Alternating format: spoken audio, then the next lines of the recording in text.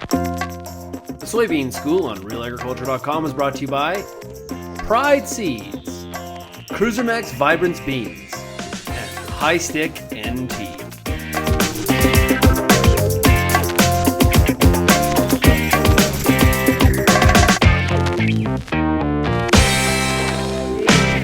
So, Horst, 2013, big year for white mold.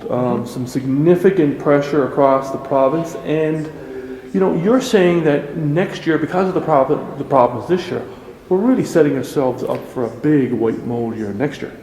The way to think about it is that the disease needs inoculum to, again, infect the next crop. So this year, if you build the disease pressure, there's more inoculant, there's more of those sclerotia, those little overwintering bodies that enter the soil, and they can be around for 10 years plus.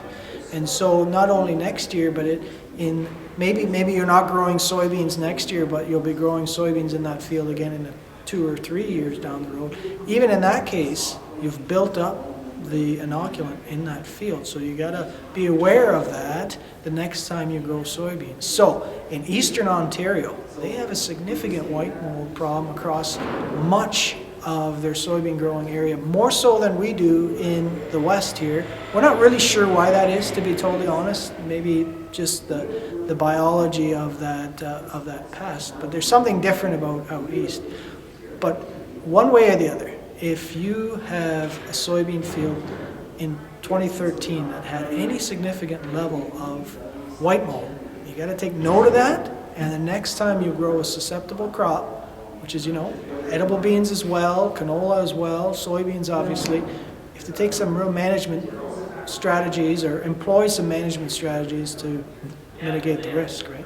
Now you pointed out a couple of things, specifically, starting with the lowering seeding rates.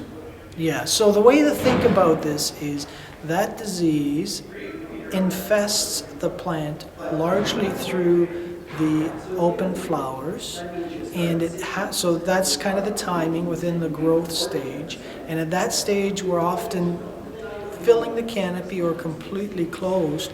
And so the other thing that disease needs is high humidity and a little bit cooler temperatures. So when you think about that, the way to fight that is to have a more open canopy, right? Dried out and so on. And so that's why we talk about a lower population, and that's shown to reduce the amount of infection. Now, you can achieve the same thing through wider rows, of course, and there are actually producers in Eastern Ontario, more than here, that have gone to 30-inch rows basically only to try and reduce the white mold pressure. Now, there's some other problems with 30-inch rows like reduced yield, but if you've got a real white mold problem, something to think about. And of course, the other real big one is to understand the tolerance of the variety to white mold. So that's something you have to look into with your seed dealer or through the performance trials or wherever you get your information to make sure that if you're growing soybeans in a field with a lot of white mold, you have to choose the right variety as well. What about the final point, field history? A couple of people talked about, hey, how deep should I look into my field history when I'm making that decision? Yeah, so absolutely, right? If a field has never had white mold, it's not going to, out of nowhere, have a huge infestation. It'll start and it'll build over a number of crop cycles.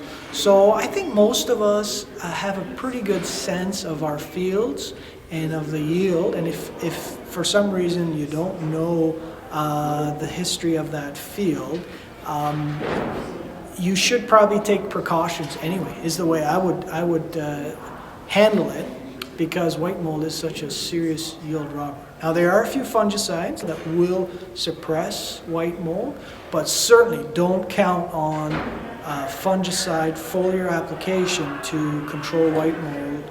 That's not going to happen. They do not fully control white mold. They'll help, but you have to also help the crop by setting it up for as much tolerance as possible, right? Good stuff. Good tips for growers. Very good. Yeah, nice chatting with you again.